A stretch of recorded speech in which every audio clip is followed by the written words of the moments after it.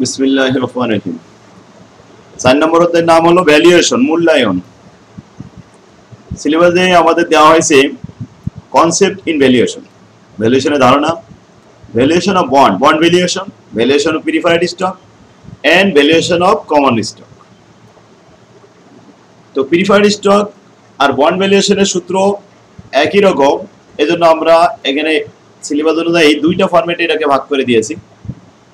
Common stock আলাদা করে দিয়েছি আর বন্ড এবং প্রিফার্ড এক জায়গায় করে একসাথে একটা ফরম্যাটে ভিতরে দিয়েছি। Format number 1 bond valuation, format number 2 stock valuation. Bond valuation এখানে আমাদের 5টা প্রশ্ন হবে।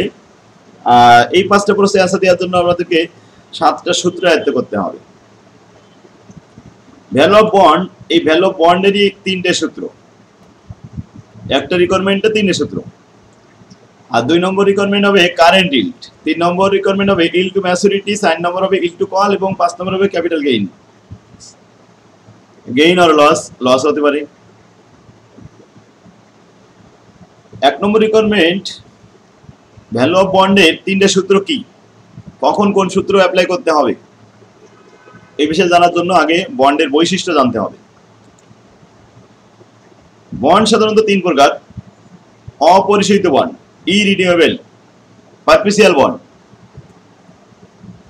2 নম্বর হবে রিনিউয়েবল বন্ড, পিরিয়ডিক্যাল বন্ড, পরিশোধিত বন্ড। 3 নম্বর হলো জিরো কুপন বন্ড, শূন্য কুপন বন্ড, যেখানে কোনো কুপন রেট থাকবে না, সুদের হার থাকবে না।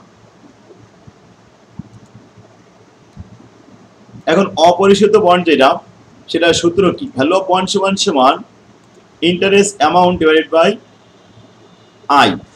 ইন্টারেস্ট অ্যামাউন্টকে ইন্টারেস্ট রেট দ্বারা ভাগ করলে ভ্যালু অফ দ্য বন্ড চলে আসবে। উদাহরণ, যেমন ইন্টারেস্ট অ্যামাউন্ট মনে করেন 10,000 টাকা, আয়ের মান 10%, 0.10 দিয়ে 10,000কে ভাগ করলে 1 লাখ টাকা হবে ভ্যালু অফ বন্ড। এটা হয়ে গেল অপরিশোধিত বন্ডের একটা ছোট সূত্র। রিনিউয়েবল বন্ড, পরিশোধিত বন্ড, মেয়াদকাল দেওয়া থাকবে, পরিশোধ কাল দেওয়া থাকবে, ম্যাচুরিটি পিরিয়ড লেখা থাকবে। এটা সূত্র হলো interest amount divide by i, ব্র্যাকেটের ভিতরে 1 - 1 divide by 1 plus i to the power n, bracket close, plus RV divide by 1 plus i to the power n। RV কি? আরভি হচ্ছে রিনিউয়েবল ভ্যালু, পরিশোধিত মূল্য। 5 বছর, 7 বছর, 10 বছর পরে যখন পরিশোধ হবে, ওই মূল্যটা সমানও হতে পারে, অধিহারও হতে পারে, অবহারও হতে পারে, এই পরিশোধিত মূল্য।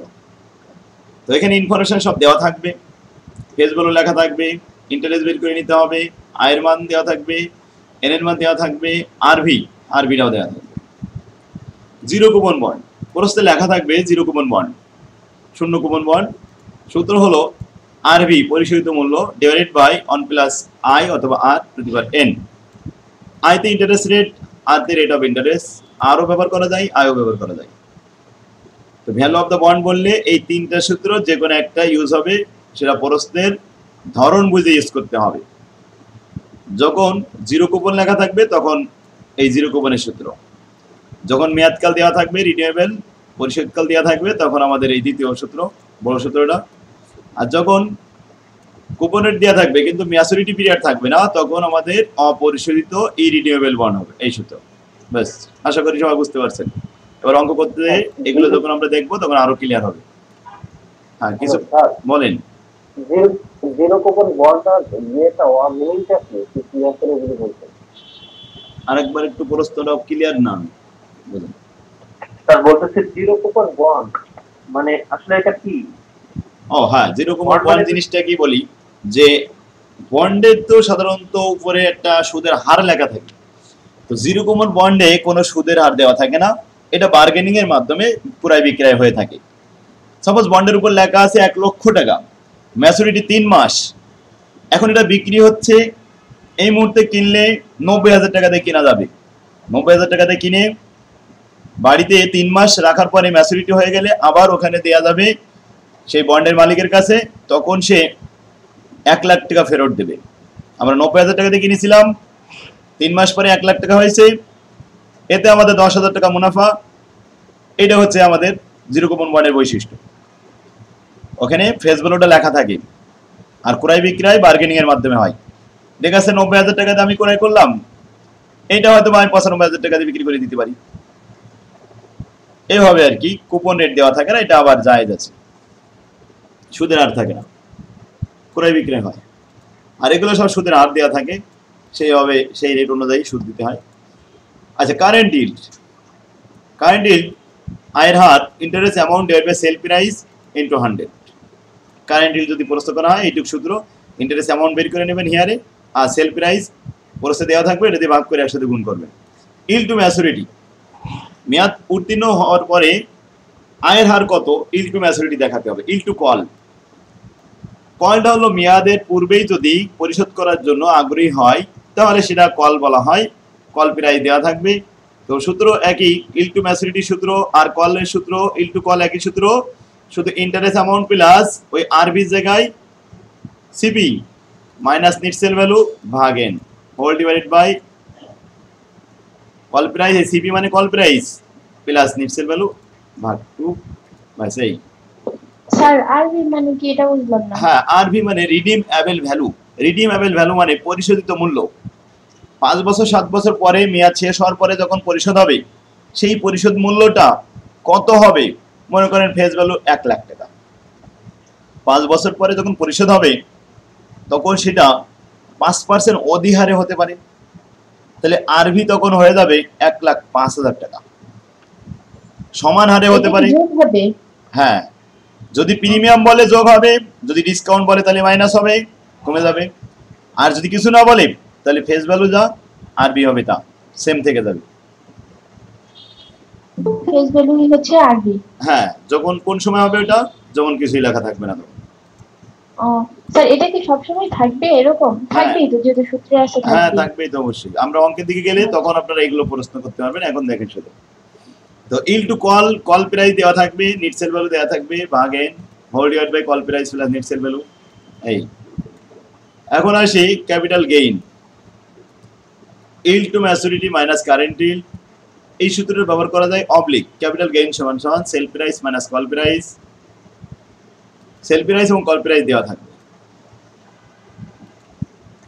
যখন সেল প্রাইস আর কল প্রাইস দেওয়া থাকবে তখন প্রথম সূত্রটা অ্যাপ্লাই হবে না, দ্বিতীয় সূত্রটা এই সব সময় ইউজ করার চেষ্টা করতে হবে। আর কল প্রাইস না থাকলে তখন প্রথমটা ইউজ করতে হবে।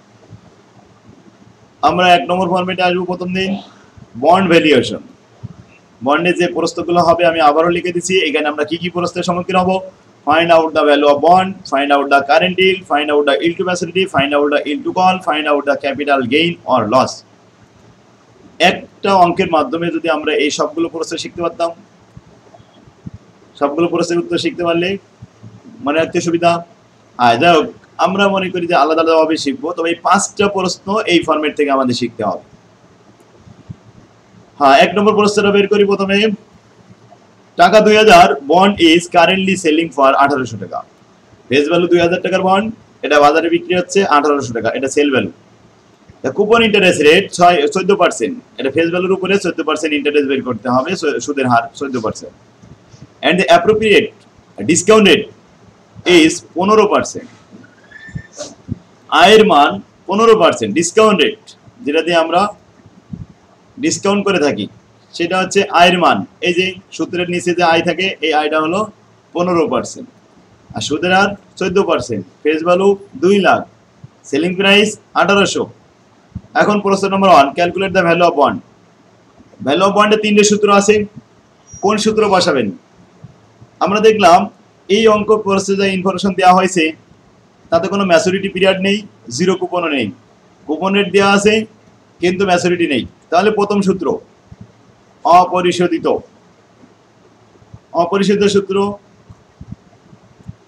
উই নো দ্যাট, আমরা জানি বন্ড ভ্যালু সমান সমান interest amount divide by i. আগে প্রশ্নটা পড়ে শিওর হতে হবে যে কোন সূত্র। আমরা তো জানি যে বন্ড ভ্যালু 3টে সূত্র, 3এর মধ্যে কোনটা আসবে? যখন ম্যাচুরিটি নেই, কুপন রেট আছে, তাহলে অপরিশোধিত সূত্র সেই অনুযায়ী আসবে। আচ্ছা, তো আমরা এটা লিখলাম interest amount divide by i. Interest amount লিখবো হিয়ারে, ফেস ভ্যালু 2000 টাকা, ইন্টারেস্ট অ্যামাউন্ট 280। 280 কিভাবে বের হলো? 2000 উপরে 14% গুণ করে। এরপরে 15% আয়ের মান 280 কে 15% দ্বারা 0.15 দ্বারা ভাগ করেন, ভাগ করলে আসলো 1866.67, প্রায় 1867 এর কাছাকাছি। আর কেউ একজন হয়তো বা লিংকে ঢুকতে পারতেছে না।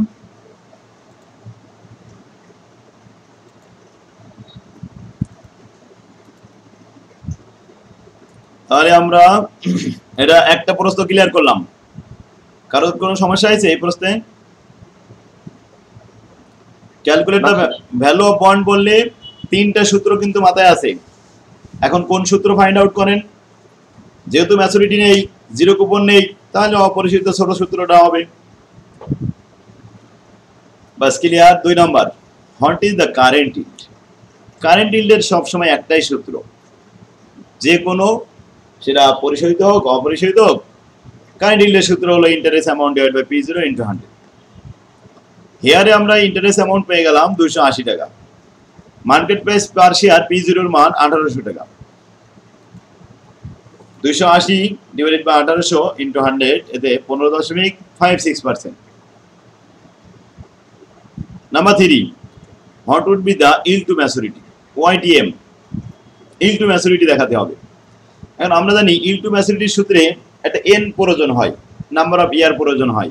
মূল প্রশ্নে কিন্তু n ছিল না, তাই স্পেসিফিক প্রশ্নের মধ্যে n এর মান দেওয়া হয়েছে হবে if the maturity period is 5 years.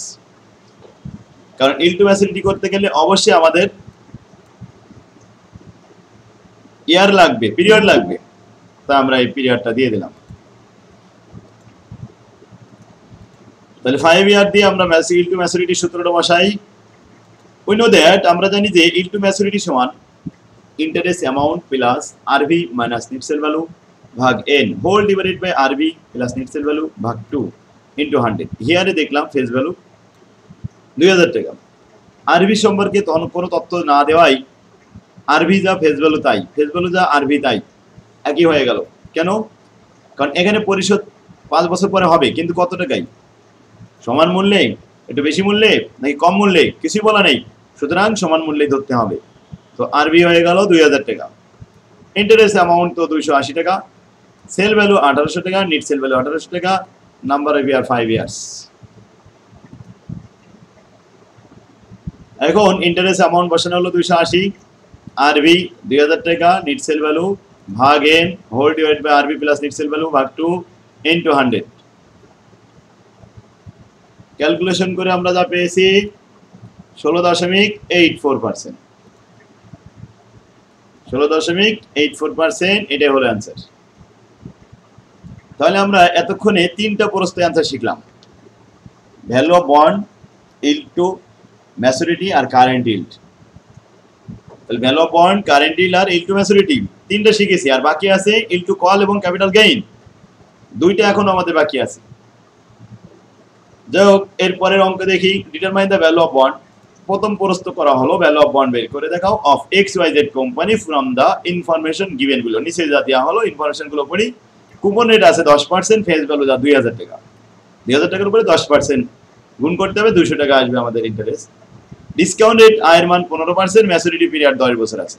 Maturity period আছে বলে এটাকে বুঝতাম পরিশোধিত। এখন ভ্যালু অফ দ্য বন্ড, পরিশোধিত সূত্র নির্ণয় করতে হবে। পরিশোধিত সূত্র একটু বড়। উই নো দ্যাট, আমরা জানি ভ্যালু অফ বন্ড সমান সমান interest amount divide by discount rate, bracket শুরু 1 minus 1 divide by 1 plus i to the power n, bracket close, plus আরভিটা বাইরে, RV renewable value divide by 1 plus i to the power n। হিয়ারে আমরা face value লিখলাম, RV লিখলাম, আয়ের মান লিখলাম, ইন্টারেস্ট অ্যামাউন্ট লিখলাম এবং নাম্বার অফ ইয়ার লিখে মানগুলো পোস্টিং দেওয়া হলো সূত্রে। ক্যালকুলেশন করে ফলাফল পাওয়া গেল 1498 টাকা 12 পয়সা। অতএব 2000 টাকার যে বন্ডটা ছিল, এই বন্ডটা এখন বিক্রি হবে 10 বছর পূর্বে 1498 টাকা, আর 10 বছর পরে যে ওটা 2000 টাকা হয়ে যাবে। সবাই বুঝতে পারছে? এটা থাকলে কি বুঝতে হবে এটা পরিশোধিত নাকি? হ্যাঁ, ম্যাচুরিটি পিরিয়ড থাকলে, যে ম্যাচুরিটি পিরিয়ড আছে না, যখন যখন থাকবে তখন বুঝতে হবে এটা হচ্ছে পরিশোধিত, তাই পরিশোধিত, তো? জি। আর এটা না থাকলে আচ্ছা। অপরিশোধিত। আর পরিশোধিতর ইংরেজি শব্দ রিডিমেবল, পিরিয়ডিক্যাল, আর অপরিশোধিত পারপিসিয়াল, ইরিনিউয়েবল। ইরিনিউয়েবল মানে অপরিশোধিত, আর রিনিউয়েবল মানে পরিশোধিত। পিরিয়ডিক্যাল মানে পরিশোধিত, পারপিসিয়াল মানে অপরিশোধিত। 3 নম্বর অঙ্কে, স্যার হ্যাঁ বলেন। হ্যালো স্যার, ওই জিরো কুপন বন্ডটা আসলে আমি যদি 800 টাকা দিয়ে কিনি, এটা 5 বছর পরে 2000 টাকা বা 1500 টাকা কিভাবে হয় স্যার?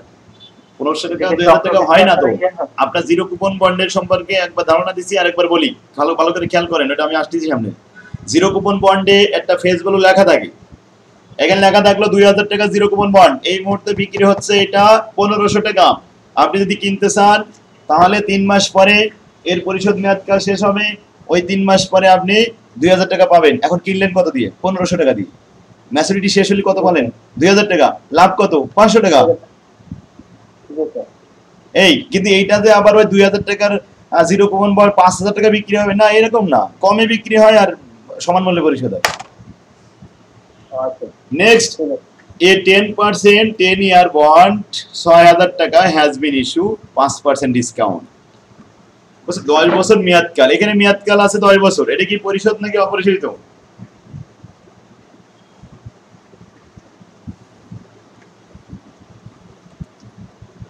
কেউ অ্যান্সার দিলেন না, মানে বুঝতে পারেননি। 10 ইয়ার লেখা পরিশোধিত, তা 10% এটা কুপন রেট, 10 ইয়ার্স 10 বছর পর পরিশোধ হবে। ফেস ভ্যালু 6000 টাকা, হ্যাজ বিন ইস্যু বিক্রি করা হয়েছে 5% ডিসকাউন্ট, কম মূল্যে। তাহলে 6000 এর উপরে 5% এখন ইস্যু করে ডিসকাউন্ট করতে হবে, ডিসকাউন্ট করে বিক্রি হবে। তাহলে 300 টাকা কম মূল্যে বিক্রি হবে। বিক্রি করার সময় ডিসকাউন্ট, সেল ভ্যালু এখন 5700 টাকা। এন্ড রিডিম পরিশোধ হবে 3% প্রিমিয়াম অধিহারে, 3% অধিহারে। 1800 টাকা বেশি মূল্যে বিক্রি হবে, সরি পরিশোধ হবে। তাহলে রিডিমের সময় প্রিমিয়াম, আর ইস্যু করার সময়, বিক্রি করার সময় ডিসকাউন্ট। আরবির মান কি 6000 থাকবে না 6180 টাকা হবে? 1800 টাকা যোগ, থাকবে না স্যার এখানে। 1800 টাকা যোগ হবে, কারণ স্যার, প্রিমিয়াম হয়ে গেছে। আচ্ছা, এখানে আমরা দেখলাম ফেস ভ্যালু 6000 টাকা, ইন্টারেস্ট এখানে 10% 600 টাকা, আরবি হয়ে গেছে 3% অধিহার, তাই 1800 টাকা যোগ হয়েছে, সরি 1800 না 180 যোগ হয়েছে, 3% হয়েছে 318, 180 টাকা এখানে যোগ হয়েছে। আর সেল ভ্যালু কমে গেছে, কেন কমে গেছে? ওই 5% কমে গেছে, তাই ডিসকাউন্ট করে দিলাম, 5700 ডিসকাউন্ট লেখা আছে। আচ্ছা, এফসি ফুলেশন কস্ট, বসে ফুলেশন কস্ট আনুষঙ্গিক ব্যয় 2% of face value, face value যা তার উপরে 2% খরচ হবে। Then calculate the approximate yield to maturity, এবার আপনারা ইল্ড টু ম্যাচুরিটি তৈরি করে ফেলেন। তো ইল্ড টু ম্যাচুরিটি সূত্র একটাই প্রস্তুত করা হয়েছে, উই নো দ্যাট, আমরা জানি ইল্ড টু ম্যাচুরিটি সূত্র interest amount plus RV minus net sell value ভাগ n whole divided by RV plus net sell value ভাগ 2 ইনটু 100। এখন হিয়ারের থেকে আমরা মানগুলো নিয়ে আসি। ফেস ভ্যালু 6000 টাকা, ইন্টারেস্ট অ্যামাউন্ট হয়েছে 600 টাকা, আরবি হয়েছে 6180, সেল ভ্যালু 5700, ফুলেশন কস্ট 120 টাকা, নেট সেল ভ্যালু থেকে বাদ দিতে হবে 120। তাহলে 5700 থেকে 120 বাদ দিলে 5580, 10 ইয়ার ম্যাচুরিটি পিরিয়ড। মানগুলো সূত্রে পোস্টিং দেওয়া হলো, প্রথম ফার্স্ট ব্র্যাকেটের কাজ করি, তারপরে বিয়োগের কাজ ব্র্যাকেটের ভিতরে শেষ করে ভাগ করে, তারপরে লাস্টে যোগ, তারপরে আবার লাস্টে উপরে নিচে ভাগ করে দিলাম, দিয়ে একসাথে গুণ করলাম, 11.22% হয়েছে অ্যান্সার। তাহলে আমরা ইল্ড টু ম্যাচুরিটি করলাম, এটা এর আগেও শিখেছি, আবারও শিখালাম। এখানে আমাদের পার্থক্য ছিল, এখানে বিক্রি করার সময় ডিসকাউন্ট ছিল, আর রিডিম পরিশোধ করার সময় অধিহার ছিল, আরবি পরিবর্তন হয়েছে। এ 12% 12 ইয়ার্স বন্ড 5000 টাকা হ্যাজ বিন ইস্যু করার সময় 5% ডিসকাউন্ট এন্ড রিডিম 5% প্রিমিয়াম। 3 নম্বর অঙ্ক আর 4 নম্বর অঙ্কের ভিতরে পার্থক্য কোথায় বলতে পারেন?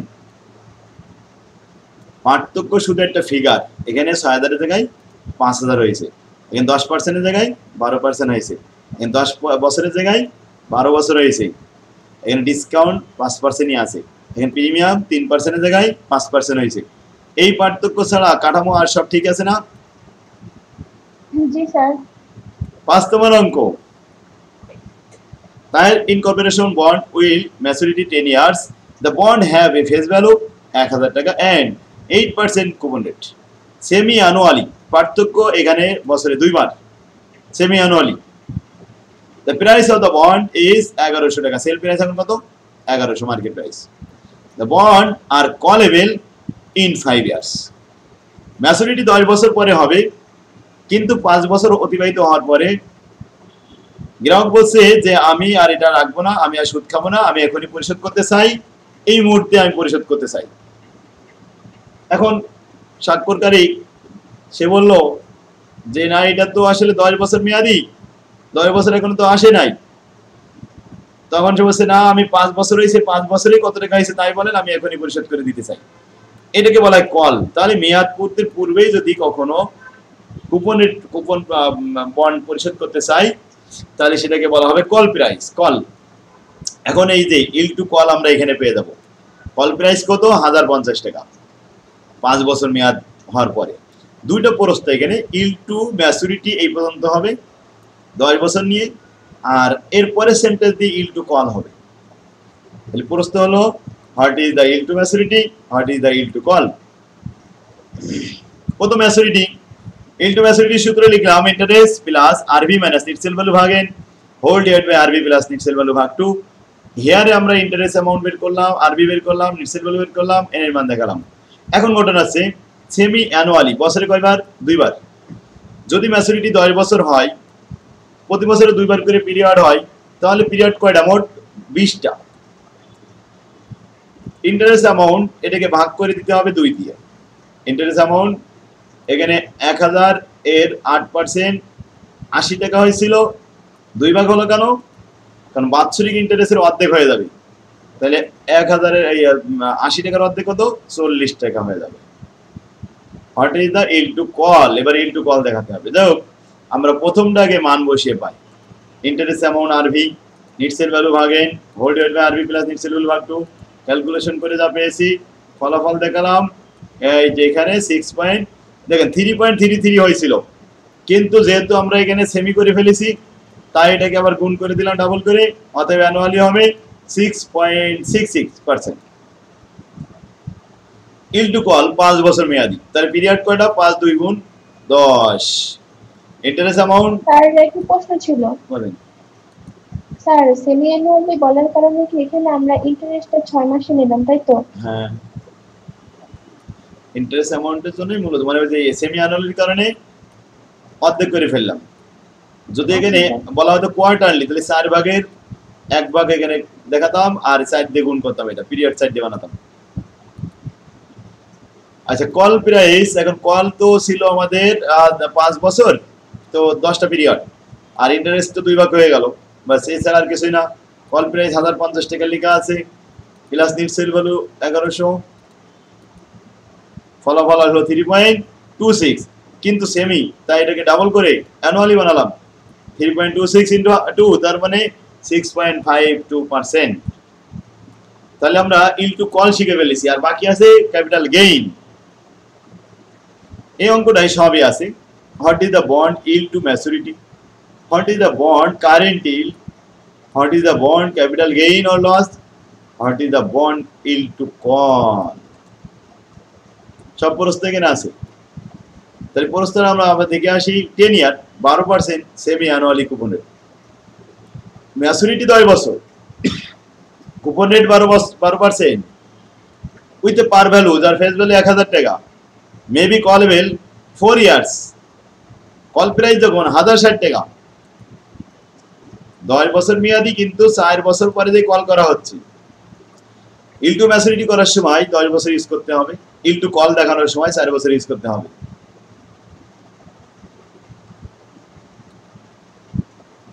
The bond sell for 1100 টাকা, সেল ভ্যালু 1100 টাকা, খরচ না থাকলে এটাই নেট সেল ভ্যালু। এখন আমরা ইল টু ম্যাচুরিটি উত্তর দিলাম, interest plus RV minus net sell value ভাগ n whole divide by RV plus net sell value ভাগ 2 ক্যালকুলেশন এহারে আমরা মানগুলো বসিয়ে এখানে পোস্টিং দিয়ে ফলাফল দেখালাম 5.24 অতএব ইনটু ম্যাচুরিটি অ্যানুয়াল ডাবল করে নিতে হবে 2 দিয়ে গুণ করে calculation of current yield interest amount কে p0 দ্বারা ভাগ করে সেল দ্বারা ভাগ করে percent 5.45 capital gain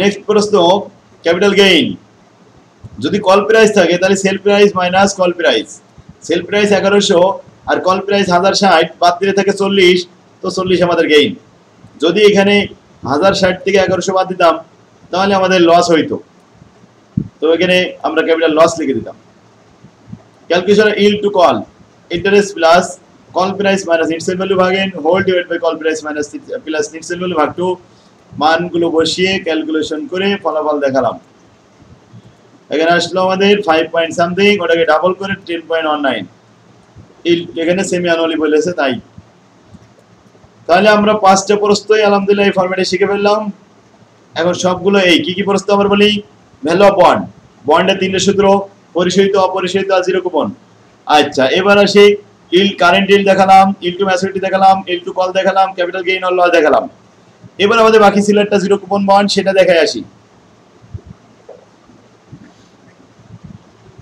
zero coupon বন্ডে কখনো সুদের হার দেওয়া থাকবে না বার্গেনিং প্রাইসের মাধ্যমে এটা ক্রয় বিক্রয় হয়ে থাকে জিরো কুপন বন্ড যে বন্ডের বিপরীতে কোনো কুপন বা সুদের প্রদান করা হয় না তাকে শূন্য কুপন বন্ড বলে এই ক্ষেত্রে অবৈধ মূল্যের চেয়ে কম মূল্যে বন্ড ইস্যু করা হয় বা বিক্রি করা হয় যেমন 1 লাখ টাকার বন্ড বিক্রি করা হলো 90,000 টাকা পরিশোধ করার সময় 1 লাখ টাকা পরিশোধ করতে হবে 10,000 টাকা লাভ গ্রাহকের লাভ কত 10,000 টাকা এটাই এভাবে বলা আছে এই ক্ষেত্রে অভিহিত মূল্যে অর্থাৎ ফেস ভ্যালু যেটা মূল্যের চেয়ে কম মূল্যে বন্ড বিক্রি করা হয় ইস্যু করা হয় এবং মেয়াদ পূর্তিতে পুনর্মূল্য পরিশোধ করা হয় তাহলে পূর্ণ মূল্য পরিশোধ করা মানে ফেস ভ্যালুতে যা লেখা থাকে তাই দিতে হয়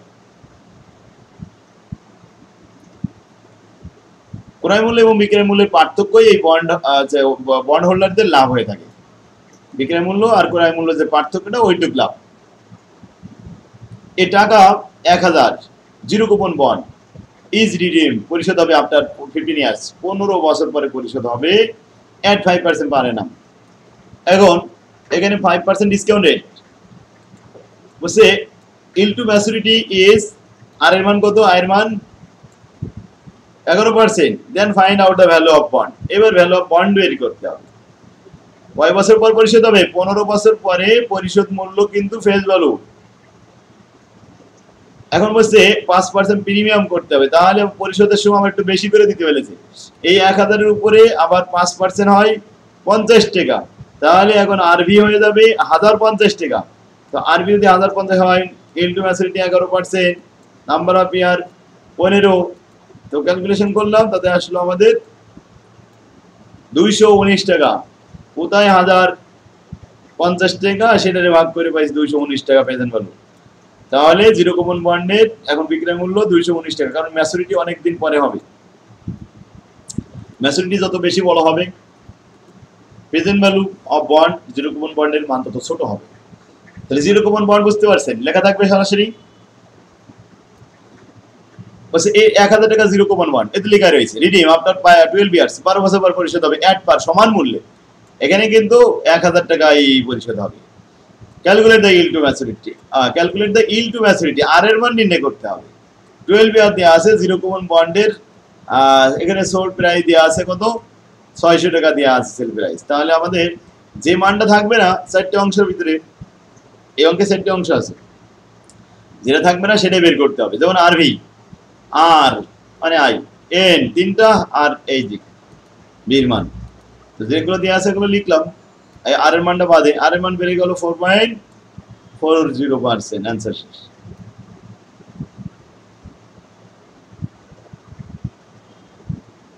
তাহলে আজকে সবার বাড়ির কাজ থাকলো এখানে 28 টা অঙ্ক 30 টা 31 টা অঙ্ক আছে 31 টা অঙ্ক আছে 19 সাল পর্যন্ত বন্ড ভ্যালুয়েশনের সমস্ত অঙ্কগুলো বাড়ির কাজ থাকবে আজকে সময় কমপ্লিট করে নিয়ে আসতে